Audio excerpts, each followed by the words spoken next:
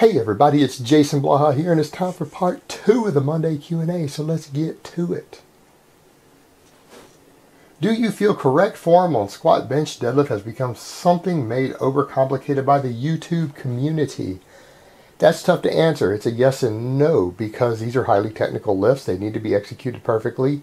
And to be quite frank, some of the people who are trying to discuss the technical aspects of it don't know how to perform these exercises, including some of the big channels. I mean, and I'm talking there are people with 100,000 plus subscribers who don't know how to fucking bench press, and they have no business whatsoever telling other people how to perform the exercise. They're going to hurt people. They're fucking morons.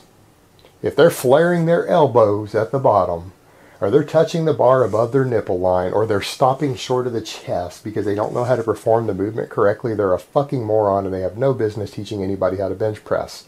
And that shit pisses me off when I see that level of sheer fucking stupidity. These people are hurting people because they're stupid and don't know basic physiology. But that aside, other than when you see the dangerous stuff like that and the stupid stuff that people are trying to do, I don't think it's necessarily overcomplicated. I do think proper technique and form needs to be reinforced and taught on these exercises to get the most out of them, to perform them safely. But once the basics are down, as far as that goes, everything else, the overcomplicatedness beyond that threshold, is really for competitive lifters at a certain point. A lot of the stuff that I discuss with my own squat and deadlift and stuff is only going to matter if you're competing competitively in powerlifting.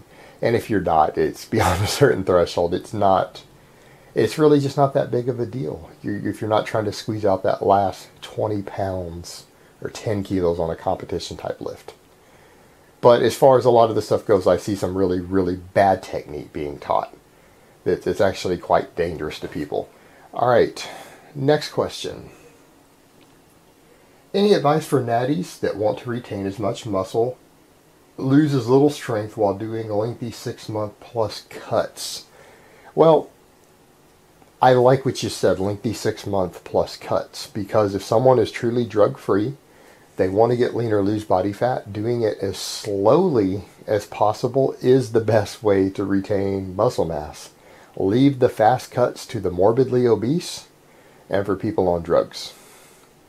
If you're natty and you want to keep all your strength in your muscle, take your time, cruise with that. Cruise, slow cut. Take 6 months. Just because your buddy on trend, who doesn't tell you he's on trend, pulled it off in 10 weeks or 12 weeks doesn't mean that you need to. Take 6 months. Take however long you need to make your cut. Take breaks in your cut. If you need a 2-week or 3-week diet break in the middle of your cut to go back and work on regaining a little bit of strength and a little bit of muscle and then go back into your cut, that's also fine. For drug-free guys, take your time with it and you'll be so much better off. You'll keep your strength and muscle easier. That's the best tip I can possibly give you there. All right, next question. Do you think recreational drugs like cocaine and heroin can be used responsibly like PEDs can be, or are they just too dangerous and addictive? That is a really, really hard question, and it's one I go back and forth on based upon, I have two conflicting philosophies. The first one I would point out is these things are way more addictive, way more dangerous than the majority of PEDs. All the statistics and medical evidence shows that. It's not, anyone who's looked at the data, the medical data, the biochemistry would agree. They're pretty dangerous. However, we get into a debate of, does the state own your body or do you own your body? Does someone else own and assess your risk, or do you assess your own risk? And the thing to me is that I don't understand why we would live in a society where there's a McDonald's on every street corner and it's legal to give your child a Happy Meal every day with chicken McNuggets and French fries, so that they can get addicted on eating really shitty and develop all sorts of health issues as a result of that and die young, versus someone else making the conscious choice to snort cocaine and risk dying young. I don't really see why one is legal and the other isn't. It's a contradiction. Same thing with cigarettes and alcohol. I mean, if you smoke cigarettes regularly, odds are it's going to kill you young. It's piling money upon the healthcare system. It's putting a burden on other people.